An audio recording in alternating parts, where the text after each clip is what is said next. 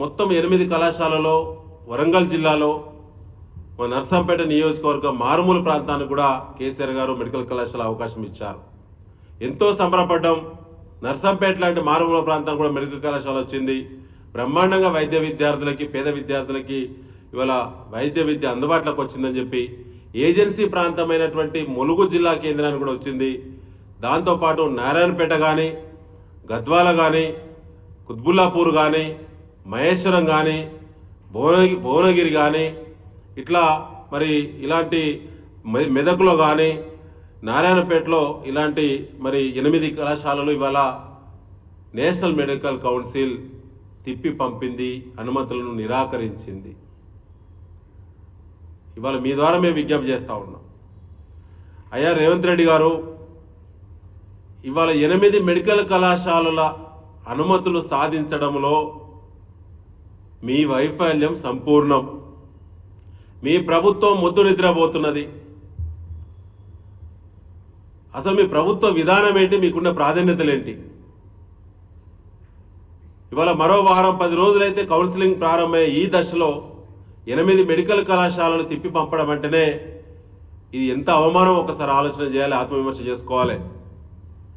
ఇవాళ కాంగ్రెస్ పార్టీ ప్రభుత్వం యొక్క పని విధానానికి ఇవాళ ఈ సంఘటన ఉదాహరణ అని చెప్పి మీ ద్వారా నేను తెలియజేయడం జరుగుతూ ఉన్నది. ముఖ్యంగా మిత్రులారా, ఇప్పటికీ కాంగ్రెస్ పార్టీ చేస్తున్నటువంటి ప్రయత్నం, ముఖ్యంగా రేవంత్ రెడ్డి గారు ప్రభుత్వం చేసిన ప్రయత్నం ఏంటంటే కేసీఆర్ గారి ఆలోచనలు అంతం చేయాలని. కేసీఆర్ గారి ప్రభుత్వం బీఆర్ఎస్ పార్టీ తీసుకున్నటువంటి నిర్ణయాలు ప్రజల గుండెల్లో నిలిచిపోయేటువంటి అనేక ఇన్స్టిట్యూషన్స్ను మొత్తమే క్లోజ్ చేయాలనేటువంటి కుట్ర ఉన్నది. ఆ కుట్ర కోణంలోనే ఇవాళ 8 మెడికల్ కళాశాలలు కూడా ఇవాళ అనుమతులు కోల్పోయింది అని చెప్పి ఈ సందర్భంగా మీ ద్వారా తెలియడం జరుగుతూ ఉన్నది. ఇవాళ కేసీఆర్ గారు గుర్తుండేటువంటి ఏ ప్రాజెక్ట్ అయినా మరకబెడతారు. కేసీఆర్ గారి పేరు గుర్తు తెచ్చుకునే ఏ ఇన్స్టిట్యూషన్ అయినా మీరు అనుమతులను వైఫల్యం వైపు నెట్టకపోతారు. ఇవాళ 8 మెడికల్ కళాశాలలు పోవడానికి కేవలం మీ యొక్క నిర్లక్ష్యం మాత్రమే.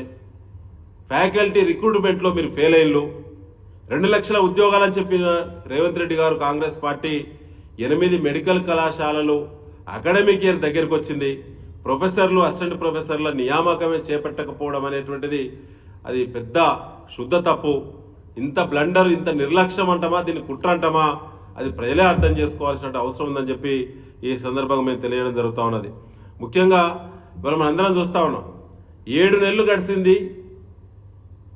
కేవలం ఎమ్మెల్యేలు ఎమ్మెల్సీల చేరికపైనే దృష్టి తప్ప ఏ ఒక్క అంశం ఇవాళ తెలంగాణ రాష్ట్రంలో ముందు వల్లేదు. ఇవాళ దేశంలో కూడా ఒకసారి భారతీయ జనతా పార్టీ గురించి కూడా ఆలోచిస్తే 156 మెడికల్ కళాశాలలు ఇచ్చిళ్ళు, 156 నర్సింగ్ కళాశాలలు ఇచ్చిళ్ళు. తెలంగాణకు ఒక కళాశాల కూడా ఇవ్వని బీజేపీ పార్టీ కూడా సిగ్గుపడాలి. ఈ రాష్ట్రం నుంచి ప్రాతినిధ్యం వహిస్తున్న కేంద్ర మంత్రి గారు కిషన్ రెడ్డి గారు, బండి సంజయ్ గారు కూడా ఆత్మవిమర్శ చేసుకోవాలి, సిగ్గుపడాలని చెప్పి ఈ సందర్భంగా బీఆర్ఎస్ పార్టీ డిమాండ్ చేస్తూ ఉన్నారు. దీనికి పూర్తిగా ముఖ్యమంత్రి రేవంత్ రెడ్డి గారు, కాంగ్రెస్ పార్టీ, బీజేపీ పార్టీ ఇద్దరు కేంద్ర మంత్రులు దీనికి బాధ్యత వహించాలని చెప్పి ఈ సందర్భంగా మేము డిమాండ్ చేస్తూ ఉన్నాం. ఎందుకంటే ప్రతి మెడికల్ కళాశాల ఎస్టాబ్లిష్మెంట్ కోసం కేసీఆర్ గారి ప్రభుత్వము దాదాపుగా 300 కోట్ల రూపాయలు వెచ్చించింది. డబ్బులన్నీ కూడా ఖర్చు అయినాయి, వసతులన్నీ కూడా అందుబాటులోకి వచ్చినాయి, అన్ని రకాల రాష్ట్ర ప్రభుత్వ అనుమతులన్నీ అయిపోయినాయి. వీళ్ళు అన్నీ అయిన తర్వాత కూడా నేషనల్ మెడికల్ కౌన్సిల్ వాళ్ళు గత 6 నెలల నుంచి జరిగేటువంటి ఇన్స్పెక్షన్ రిపోర్ట్స్ ఒకసారి రివ్యూ చేస్తే ప్రతి నెలవారీ ఇన్స్పెక్షన్ రిపోర్ట్స్లో వాళ్ళు చాలా స్పష్టంగా ఏ నెలకు ఎలాంటి అనుమతులు పొందాలో చాలా స్పష్టంగా వాళ్ళు సకాలంలో నోటీసులు మెమోలు ఇష్యూ చేసినప్పుడు కూడా రాష్ట్ర ప్రభుత్వం తరఫున ఇప్పటి వరకు కూడా నేషనల్ మెడికల్ కౌన్సిల్ను ఒక్క మంత్రి గారు కానీ లేదా వైద్యాధికారులు కానీ ఇప్పటి వరకు ఢిల్లీకి పోలేదంటే ఎంత దుర్మార్గమైనటువంటి పాలన జరుగుతుందో కాంగ్రెస్ పార్టీ ఒకసారి ఆలోచన చేయాలని చెప్పి మీ ద్వారా నేను మరొకసారి